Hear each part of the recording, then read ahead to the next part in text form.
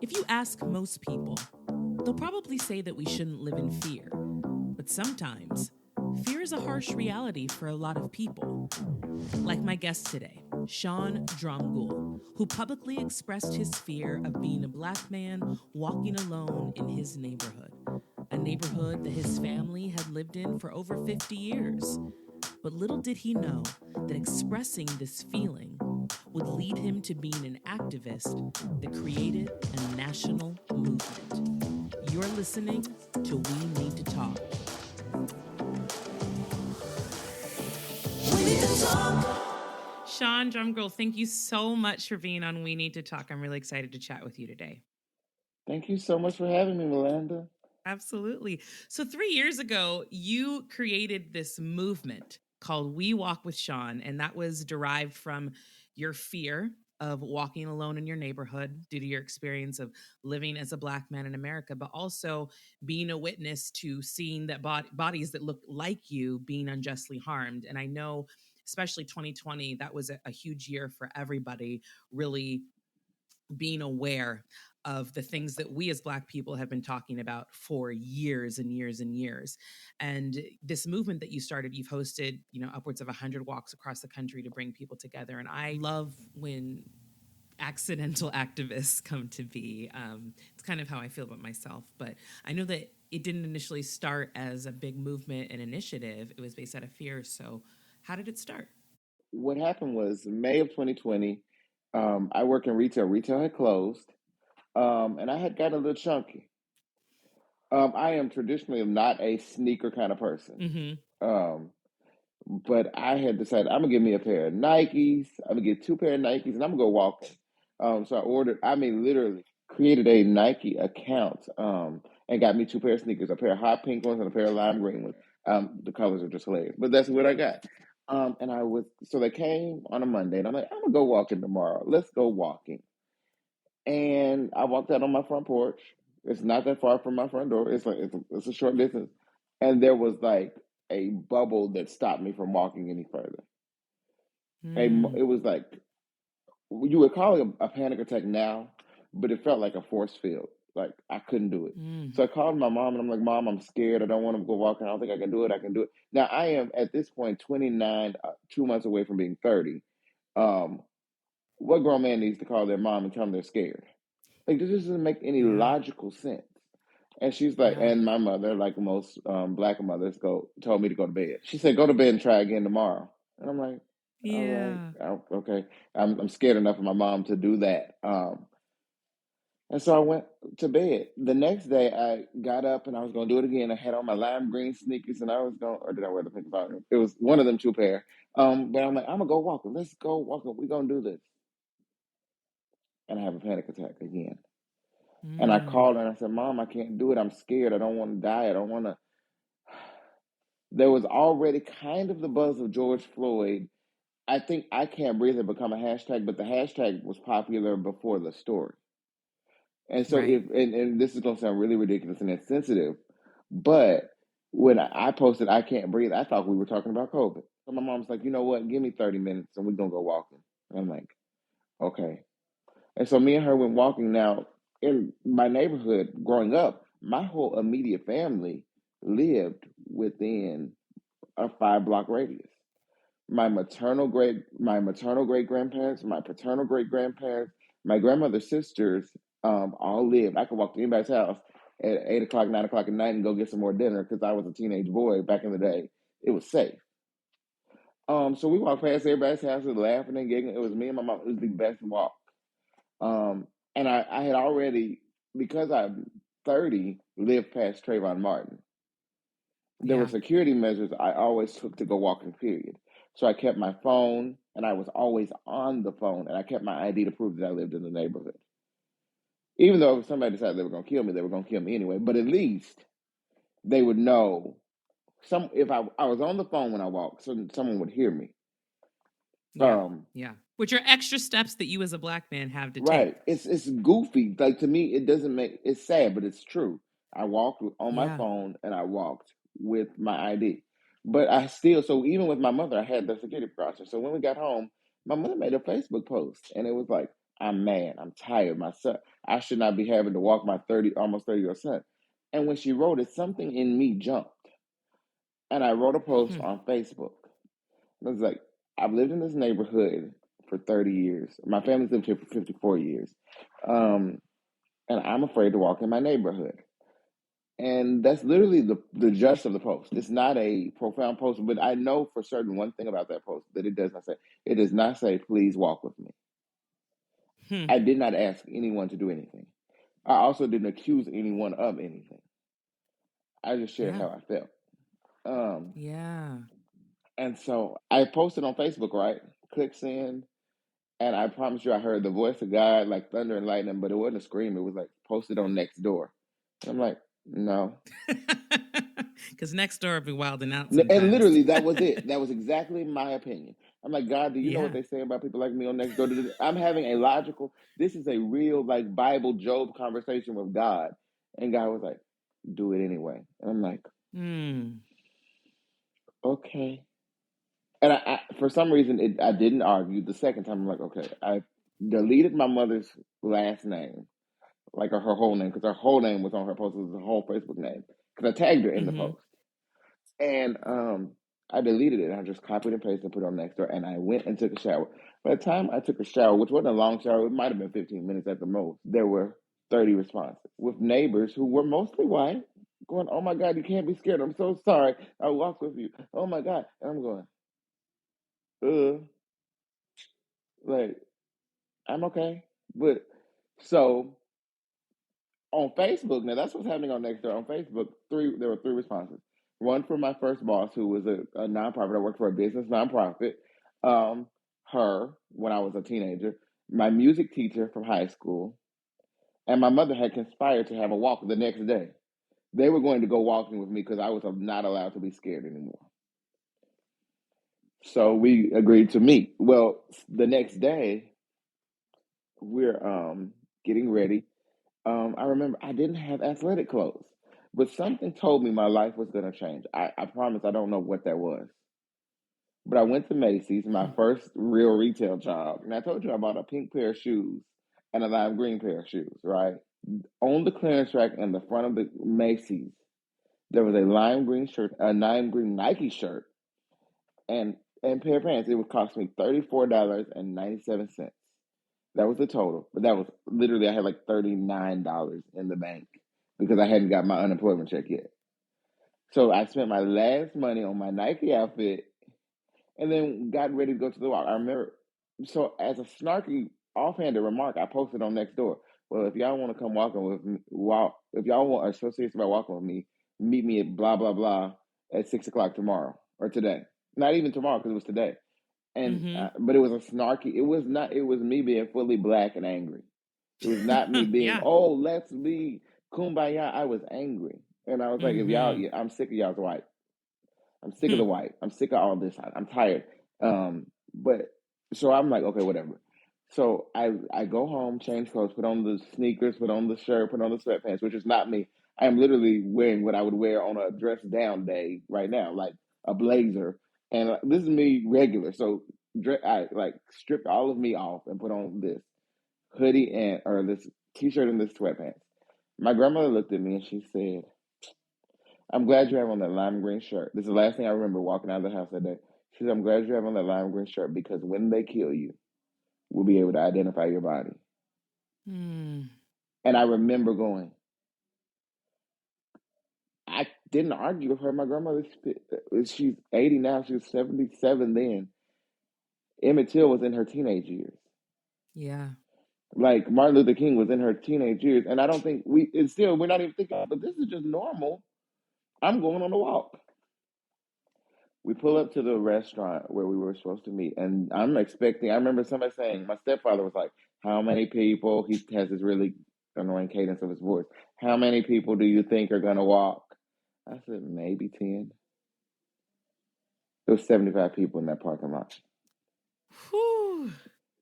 and I have no plan. There's no plan on where we're gonna walk. I'm at this point, at this moment, I get out of a car, and I am now an activist. Hmm. I'm responsible. I have to do something. I pull out my phone, I go Facebook Live. I probably gone Facebook Live probably 10 times in my entire life. That was the first time. And I'm like, look at these people, Wow. y'all. Look at my neighbors. Like I was so overwhelmed. And I start walking. I dart to the only place I knew. The restaurant was at the top of a hill, and I was gonna walk to the neighborhood park. And it's like a the total walk was 2.43 miles. And I walked to the park. Um, we snapped a picture. Everybody's masked. Now the thing about the picture was that there are mostly, because I live in a highly gentrified neighborhood, the people in the picture don't look like me. Mm, Um, and so, which becomes a problem later on.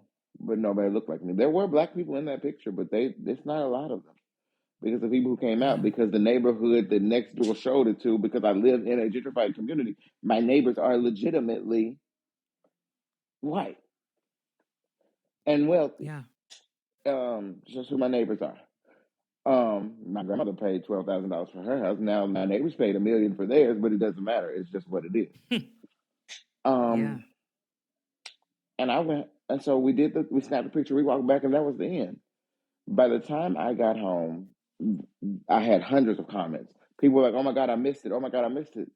Um, local news, CBS and local Fox emailed me and said they tried to get in contact. Can we do an interview with you tomorrow? And I'm like, I guess. Why? Like, why? It didn't hit me. We did it, and Yeah. I went and got a haircut because I didn't even have a haircut. My self care, my personal self care is getting a haircut. And so I went to get a haircut the next day. That's what I was going to do. But I did the local News Channel 5 interview, and I did the local Fox News interview in my front yard and at the park. I'll never forget I tease him now. His name is Levi Ismail. He's a local reporter that had just moved here from Minneapolis. And I remember, I think I'd realized George Floyd died because I asked him a question. I said, "How are you doing watching your hometown burning?" And so we, as black men, two black men, which I think that's the reason why the story hit, two black men were having this story. And he asked me a question. I can't remember the question, but he said, what are you going to do? I said, I'll do it for the rest of my life if I have to. I'm not thinking. There's no thesis. There's no meeting. There's no plan. I just said it in an interview, day 2. I'll do this for the rest of my life. I Yeah. want people to feel comfortable walking in their communities. 2 days later, or that was a Friday. Saturday, People Magazine called me, and the Washington Post, and I was dumb enough and southern enough to answer, like, and talk and tell my story. But I'm not thinking anything about it.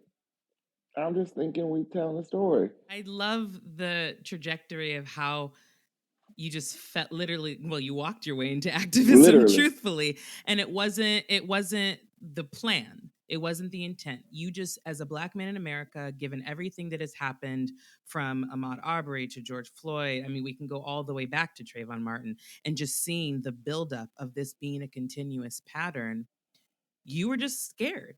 But what I do love about this, and I would love to know if conversations have maybe erupted on these walks, but I do love that people did show up, and whether they had the intent of wanting to be educated or wanting to be a part of trying to make a difference.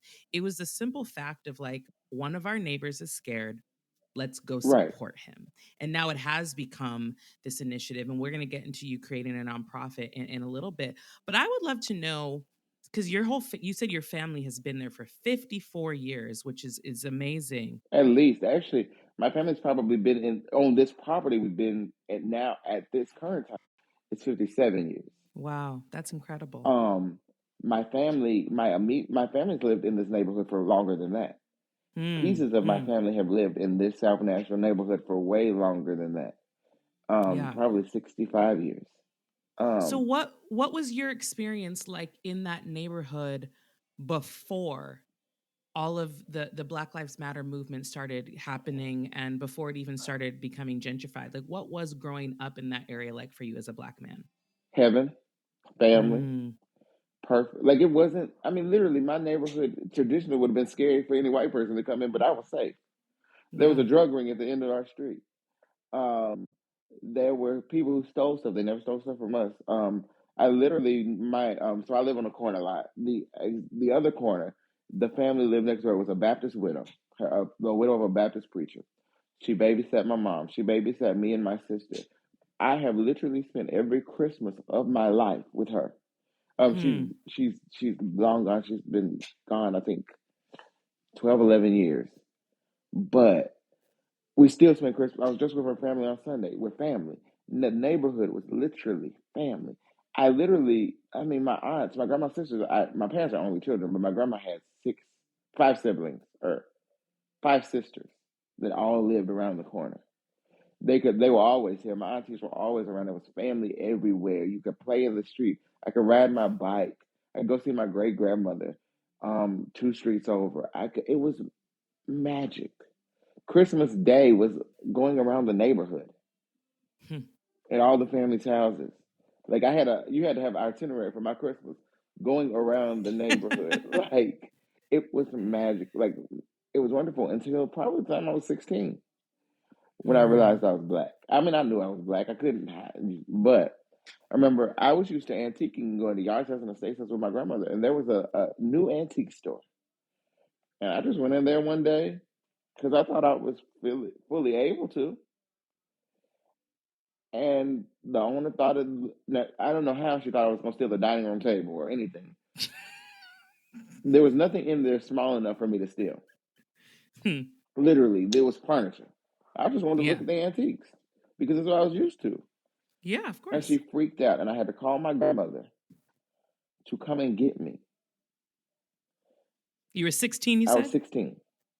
Hmm. So I mean, that's a good amount of time ago. You know, it's interesting though when you say that was when I realized I was black, because I feel like black people have two awarenesses of our identities. One with our family and our identity, when like we realize we're black and it's like this sense of pride, but then we realize we're black when you Hmm. get onto the real world and you view how people view blackness. Hmm. And so it's interesting. I mean, we all go through it. I don't care what version of black you are. We all go through that. So it's a shame that it happened to you in a place that was familiar and comfortable for you and something that you normally did and that was taken away from you.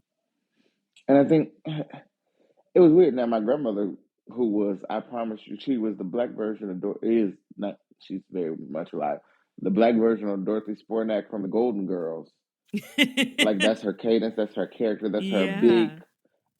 Yeah, So she didn't skip. She was like, she came and got me, but it mm, just changed something. But it wasn't. of I don't course. think I even realized it. I knew I was black then, but I still kept moving.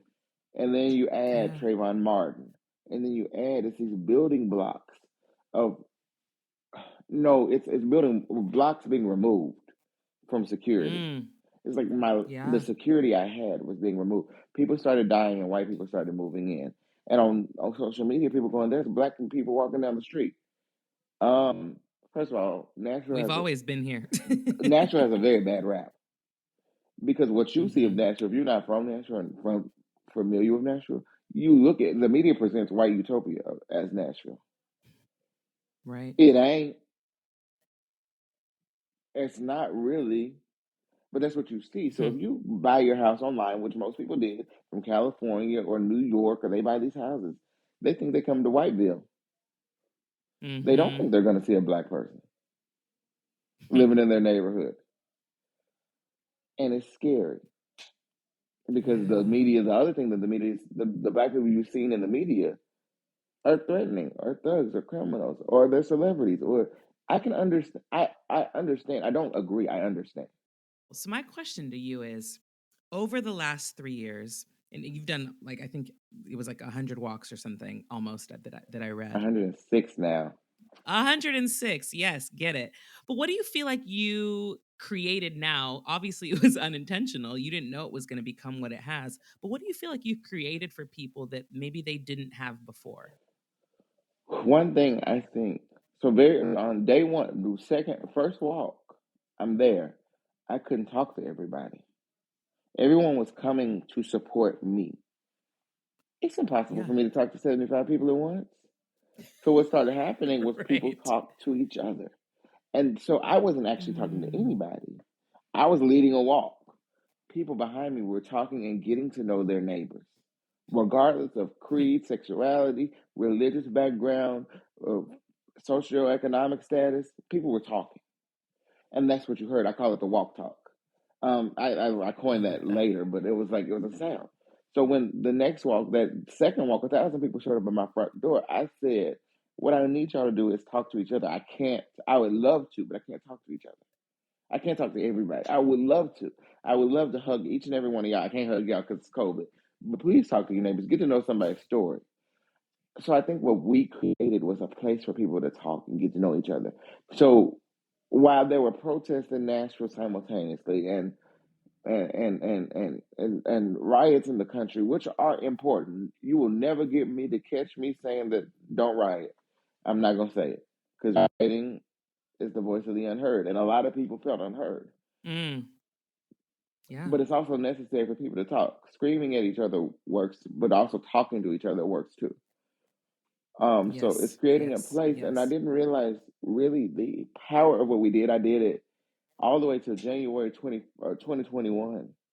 And I didn't realize what the healing power was. I knew what we were doing. We had traveled a little bit. We'd been to DC, we'd been to Shaker Heights, we'd been in a couple of Brunswick, Georgia, which I think that was also a profoundly harsh moment. So Ahmaud Arbery, Mm, backtracking a little bit, struck me because my family is from the coast of Georgia. My family mm, reunions as a teenager and as a young man were in Brunswick. In fact, I had been in Brunswick December of 2019. One of my cousins died, and I went to a funeral in Brunswick. I'm like, what if I mm. ran down the wrong street in Brunswick? That's me. Like Ahmad Arbery that's the one that makes it real. It's a sad story as a black man to read, but when it's in your neighborhood or your family's neighborhood, it's real. Yeah. But we had done all those walks, and we had probably done 30 or 40 walks. And then January 6th happened. Mm, And I am a history nerd if I'm nothing else. I would watch the History Channel and MSNBC. I'm a political and history nerd. I would watch it ad nauseum. Don't ask me who Cardi B is. I don't know. You ask me who Rachel Maddow is, I can tell you a million things. Lawrence O'Donnell or Al Sharpton. You can tell me. I know. I can tell you. I can tell you random facts about them. Don't ask me who Beyonce is. What's her last single? I do not know. Like, and that's me being honest. But I remember laying in bed. I yeah. was Yeah. off on January 6th. For some reason, I wasn't at work. And I remember turning on the TV on MSNBC because my TV's on, watching this movie. Almost like people watch September 11th. Like it did not look real to me. These people are going near the Hmm. Capitol. No, no, no, no. I just went to the Capitol. I was just there 2 months ago. What do you mean? And you couldn't even get near the Capitol. Um, and I was hurting. I was angry. I started getting angry. But I also realized I had this platform. I got these walks. What can we do? It's January in Nashville. It ain't warm. And I said, hey, everybody meet me for a walk at the park on Sunday. 70 or 80 people came to the park, and I realized that we had the potential to have a place of healing, and a place of breathing, and a place of talking to each other. That was what I feel like that was my mandate from God. Like, I may not be a protester, and I should shied away from being an activist. But what I have is a place where people can heal and people can talk and Hmm. people can breathe. We just late last month, had the shooting here in Nashville. What could I do? I have to do something. I'm an activist. Even though I Yeah. didn't sign up for it. It was not my life plan. I wanted to be an administrative and assistant. You just wanted to have Yeah, and even exercise. then, I didn't want to do that. I just got fat, but I wanted to be an administrative assistant for artists. Like that was my Hmm. goal. Hmm. But now I gotta help these people heal. I'm responsible Yeah. because once the thing is what I told Levi 3 years ago was like, what do you do when a movement is handed to you? I was Hmm. handed a movement. I was bequeathed a movement, and the day before my 30th birthday, John Lewis dies, and it Hmm. made me sick because I knew then I had to do something. I don't have the luxury. The thing about being black, and you'll understand this, is we responsible.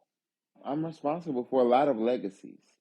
Um, First of all, when you think of the history of Nashville, there's Diane Nash and John Lewis, for real. and Reverend Lawson and Dr. King came to Nashville to get inspiration from the movement. He didn't come to Nashville to start a movement.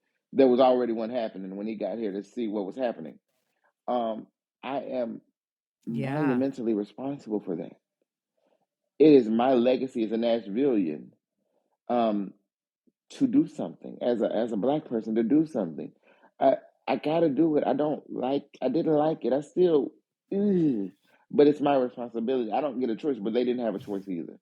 Something had to be changed. I have to fight for the next generation. Yeah. I can't. It's not about me. It's so not about me. Yeah. So, in the conversations that you've had in your walk talks, have you been surprised, one, that if people have expressed that they didn't understand or something that they didn't know? Because, for example, we know growing up in Black households, we know about the talk. We know about those conversations, and our parents tell us how to act, how to be safe, and that's just not something that is a common conversation in white households.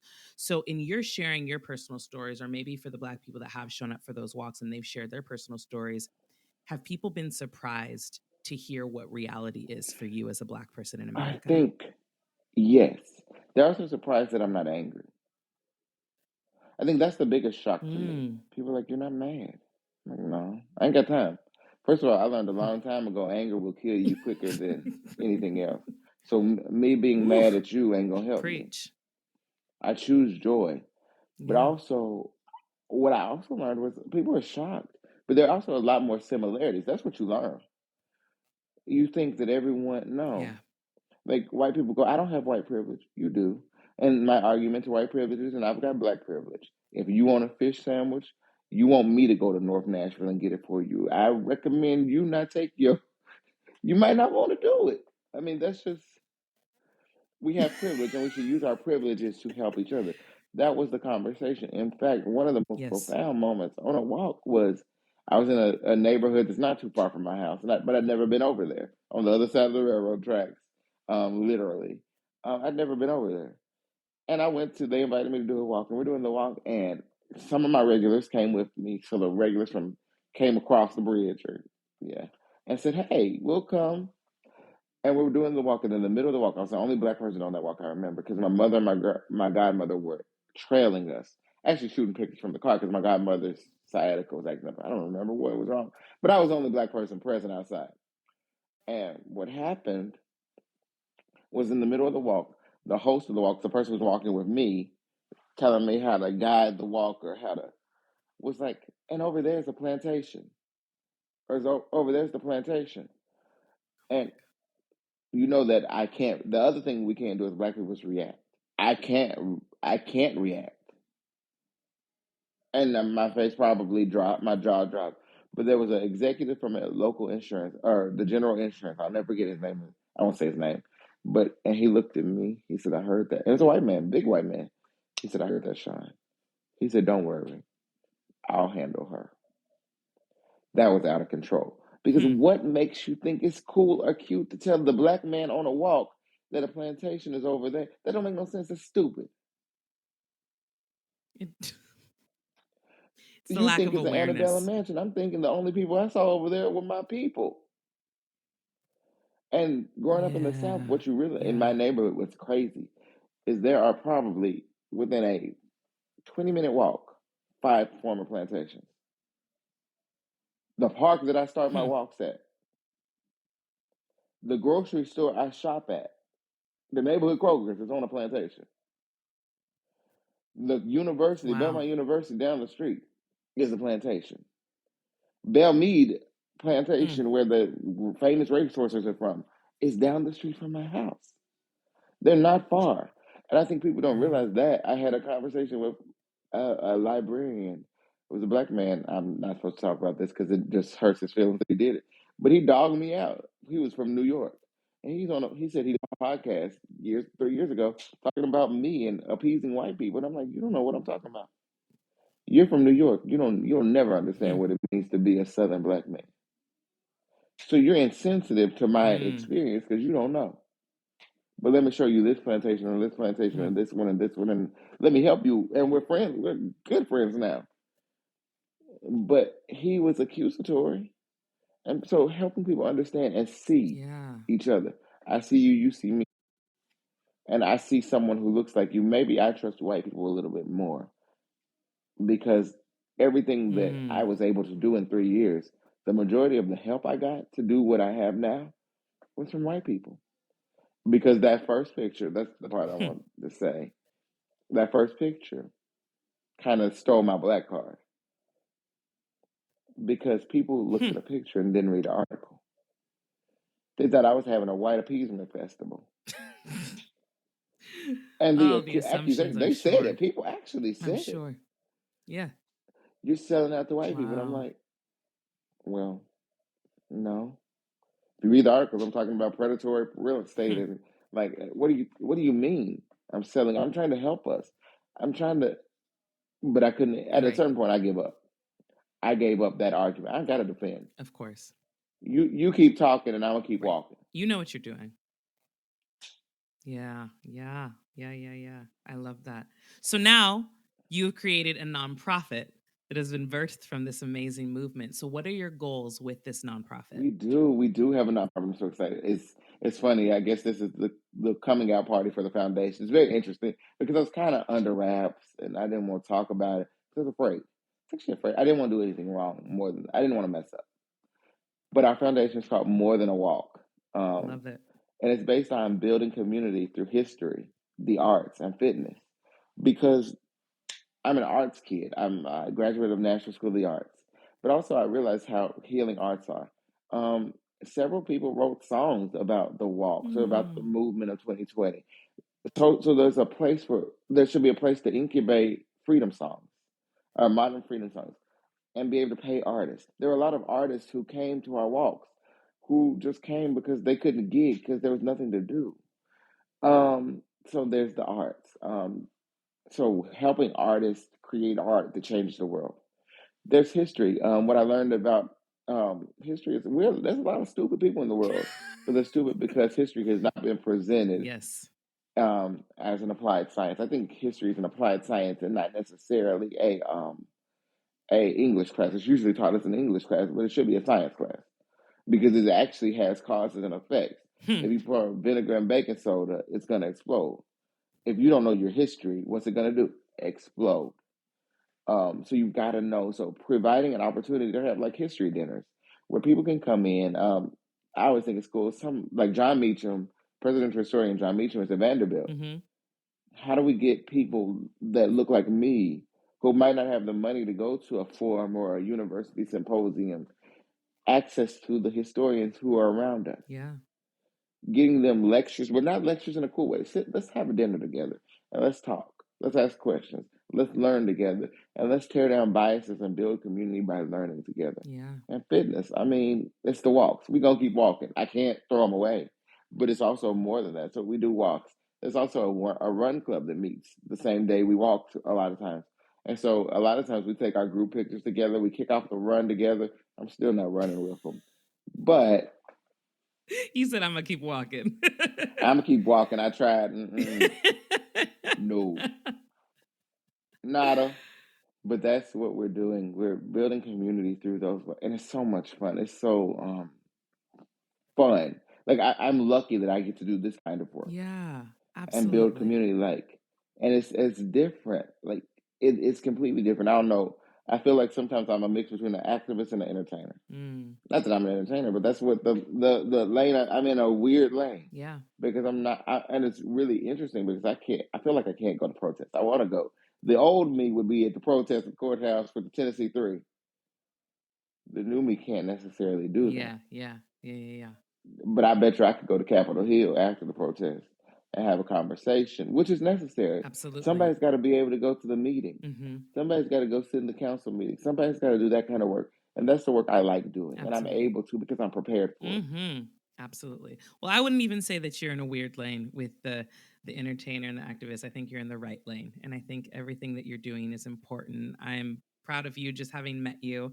I think the work is great, and I'm happy to support you. And I'm really glad that we were able to have this conversation so I could share with my listeners the great work that you're doing with your nonprofit and with your walks. Can you let them know where they can follow you and how they can find out if you're doing a walk in their city too?